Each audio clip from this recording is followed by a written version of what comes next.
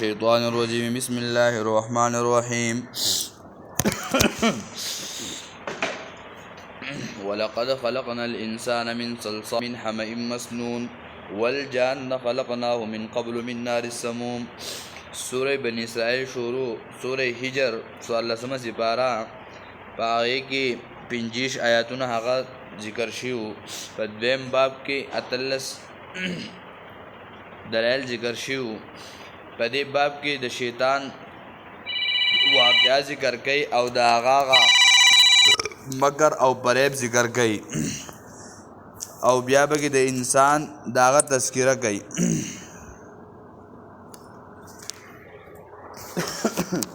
ولقد خلقنا الانسان من صلصال من حمأ مسنون یقینا پیدا کړی موږ انسان دا کړنګېدلینا من حمأ دا خټینا چې تور دا مسنون هغه بدبودار ده. یا دې معنا من صلصال چې وچه ده من حمأ هغه ګلې شوی ده مسنون خمبره ده. یا من حمأ چې خمبره ده مسنون هغه ګلې شوی ده. دا ګڼ معنی مفسرین کوي. د دې وجنا انسان د انس د انسان دا بدریو مانو سر راځي. یا به معنا د ظاهر دل چې انسان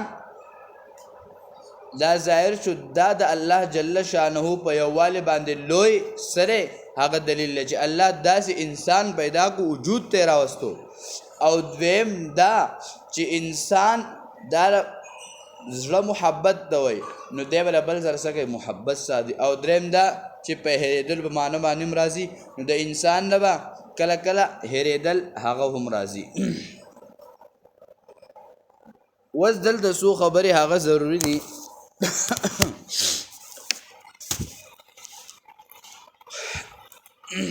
یقینا انسان پیدا کړی منګه دا ټنګېدلې خټې نه چې زړی شوي ده. یا خدا معنی دا دوه معنی ما وکړي. وز بعض مبصرین ذکر کوي چې الله جل شانه آدم علیه السلام د پیدایش اطوار او مراحل هغه په و قسمه سره ذکر کړي دي. لکه بعض ځای کې وایي تراب سوره حج 5 آیت، بل ځای کې وایي طین لکه سوره مومنون 12 آیت، دریم ځای کې وایي سوره صافات کې لازم او دغه شانتي سلورم ځای کې وایي من حمأ مسنون هغه متغیره چې بدله شوی ده. او پنځم ځای کې وایي هغه کړنګېدلي صلصال. په دې صورت کې شپږم ځای کې هغه کالفخار سوره رحمان آیت نمبر 14 کې او وم مرحله کې لکه راتل د روح د 29 نمبر آیت کې. نو وز د دې مقصد دا دی چې دا دومره یو ځای کې ورته خټه ویلې، بل ځای کې ورته خاوره ویلې، بل ځای کې ورته طین ویلې، یو ځای کې ورته یو نوم، بل ځای کې ورته بل نوم. نو دا په ترتیب سره د دې دا چې کله اول خاوره نو دې تراب ویلې، چې کله خټه شو نو بیا ورته طین وی، او چې کله سلیخجن شو لیکن چې کله سوخ خټه باندې تیر شي نو هغه څه سلیخجن شي. نو دې د سوره صافات کې لازم وي. او بیا سلورم کړه دا چې سلويخ کاله پرېښود شي نو د هغې رنګ هم بدل شي او بوی تې څه شي هغه روان شي. بیا حمأ مسنون ورته وي. او پنځم ځلې ورته چې کړنګېدلي یعنې هغه وچه خاوره نو صلصال ورته وي. شپږم ځای هغه کالفخار ټیکري چې کله په دې شګې سره خاوره یو ځای شي یو خو کودره دې ته ویل کېږي چې دا پوخ شي په ور یو هغه چې د هغې سره شګه یو ځای شي نو هغې ته څه ویلی کېږي ټیکري. نو دا یې په دې ذکر کړلی. او ومې ذکر کړلی چې راتلل د روحو الله. او مفسرین ذکر کوي وی چې کله دا روح چې شروع کېږي دا د سر د طرف نه شروع کېږي. وایي کله چې دا روح د سترګو ته راورسېدو وی د الله قدرتونه ولیدل. کله چې پوزې ته راورسېد نو د پرنجې وکړو. او وی چې کله دا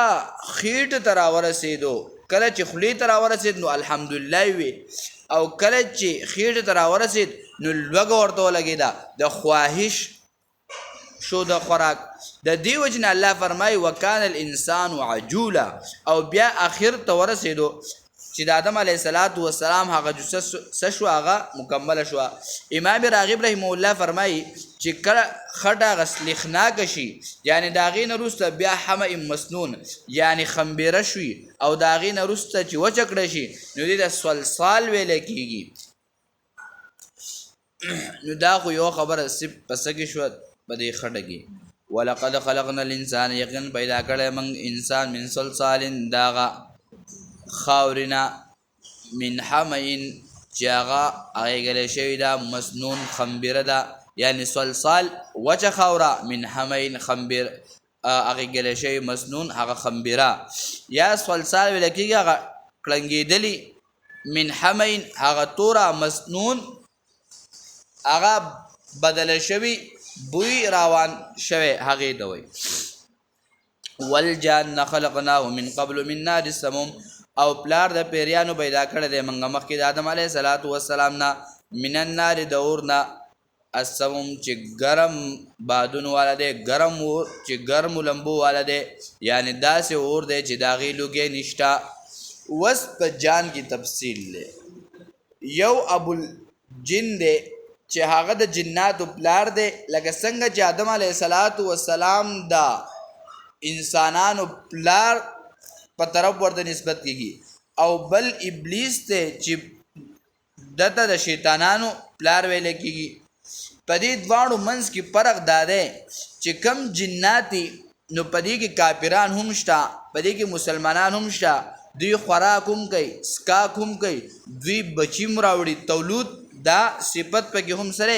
موجود دی په دوی ژوند هم راځي او په دوی باندې مرګ هم راځي لکه څنګه چې په انسانانو باندې ژوند مرګ خوراک سکاک یو ځای کېدل بچي راوړل دا کم صفت چې په انسان کې موجود دی دغه صفت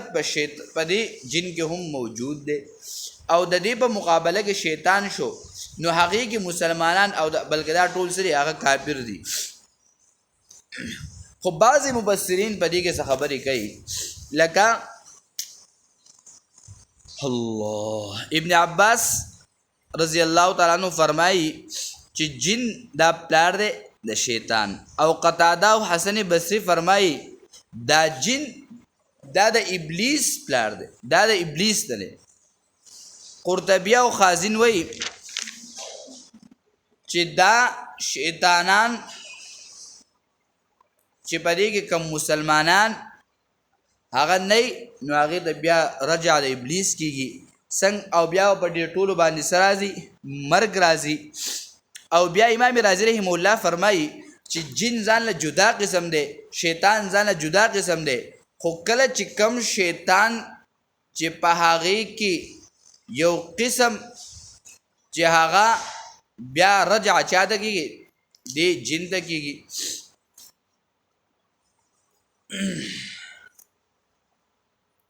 او دغه شانتي جلالین هم وایي چې دا جن جدا جنس دی او دا شیطان دا جدا جن دی جدا جدا دي او شیطان دا د اور دا جن چې دی دا د اور د لمبو نه جوړلی فرشتي یا د نور نه جوړي دي او یا د رڼا نه جوړي دي او انسان دا د خاورې نه جوړلی او دا جنات چې دي دا شته بعضې خلک د دې انکار کوي لکه نبی علیه السلام تراغلل وی د الله رسول ته دوی ته بیان کې موږ ته هم بیان وکړه نبی علیه السلام تللی او بیان یې ورته کړی حجاج ابن یوسف دا تفسیر روح البیان کې دا واقعه شته چې په دې کې ښځې او سړي دا هم شته حجاج ابن یوسف د ده په دور کې څه خلک ول په لاره به روان وه چې کله به د لاره خطا شوه دوی به ورته آواز وکړو لاره یې غلطه کړه حجاج بن یوسف څه کسان ولیږل وی تاسو لاړ شئ او تاسو په قصد لاره غلطه کوي چې دوی تاسو ته آواز درکړي تاسو به دوی راونسئ نو چې کله دوی لار غلطه کړه نو دوی په لاره اخوا دېخوا اوړېدل نو دوی ورته وي چې تاسو موږ نشئ لیدی که تاسو زموږ سره څه خبرې کول غواړئ نو ووایئ خو خبرې تاسو موږ لیدی نشئ نو هغې ته تپوس وکړو ستاسو عمرونه څومره دي هغه ورته جواب کې دا خبره وکړه چې زموږ په مخ کې باندې دا چین اته پیرې وران شوی او جوړ شوی دی چې دومره مخکې چې حجاج بن یوسف واقعه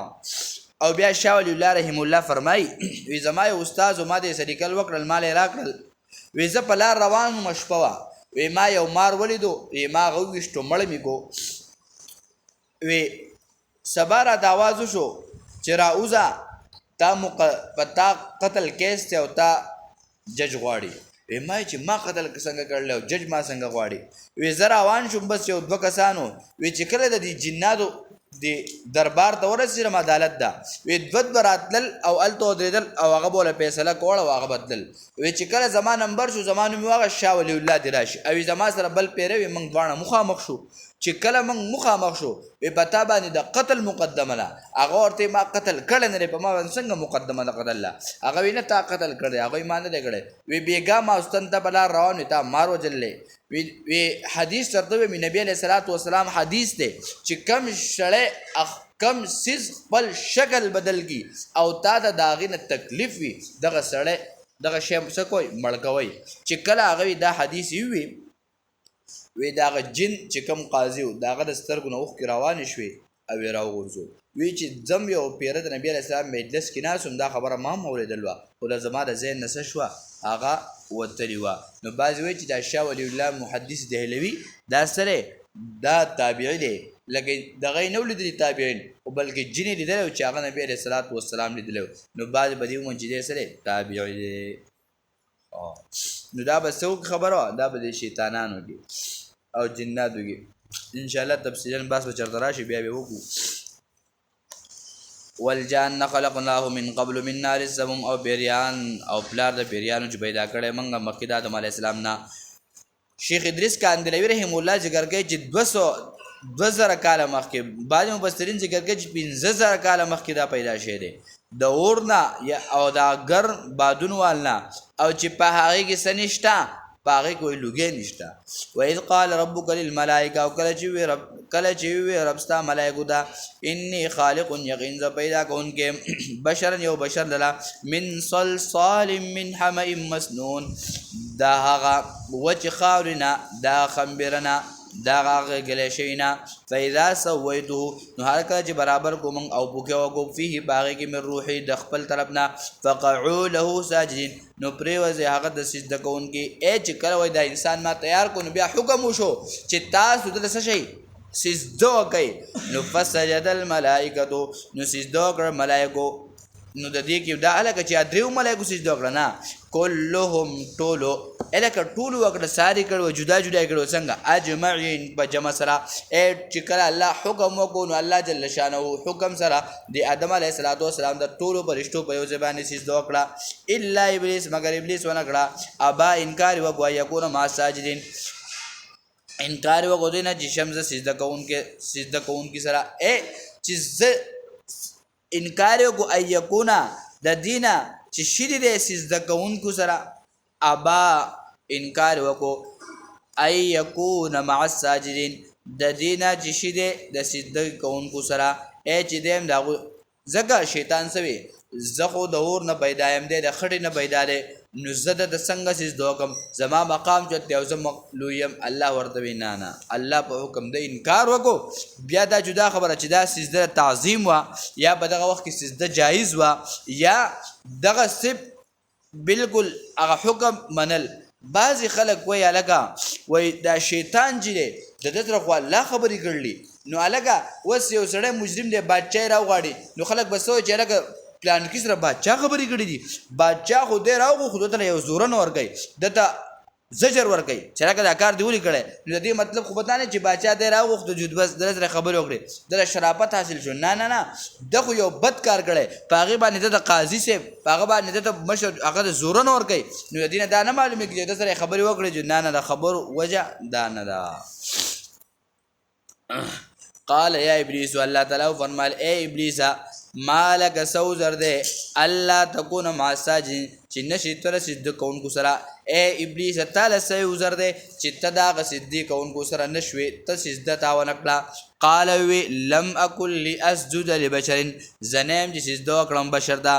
خلق دهو چې تا جوړ کړی دی من صلصال د هغه وچې خاورې نه من حمین دا خټې چې هغه خمبره ده مسنون چې هغه ګلې شوي ده یا دا کلنګونکي نه من حمین دا هغه تورې نه مسنون چې هغه څه ده بدبوداره شوي ده قال الله ورته وی فخرج اوزه د دې ځای نو د دې نه تفسیر مدارک ذکر کوي چې د دې نه یا مراد جنت دی یا اسمان دی یا د برشتو له سب نوزه فانک رجیم یقینا ته رټلی شوی وان علیک اللعنة الی یوم الدین یقینا به تا باندې لعنت دی تر ورځې د جزا پورې دته وي به تا باندې لعنت دی نو د دې نه څه مطلب چې بس په دنیا کې نه په دې ځای کې به شیطان درې خبرې یو خو د برشتو د مجلس نه ویستو او دویم ورته څه وی ته خو رټلی شوی او دریم چې به تا باندې د قیامت پورې صحیح لعنت وي نو اوس یو سړی وی الګه د دې مطلب دا دی یو سړی وی زه به دا کار د قیامت پورې نه کوم مطلب یې دا دی چې د مرګ پورې به سره کوم نه نو الله ورته وی په تا باندې لعنت وسوم یا پس دا خو د دنیا سزا ده بلکې د آخرت سزا او بدله به درته هم میلاویږي په آخرت کې به هم سزا او بدله څه کوو هغه درکوو قال فقال رب فانظرني الى يوم يبعثون بس پلیزه بس اللهم ربنا اتنا في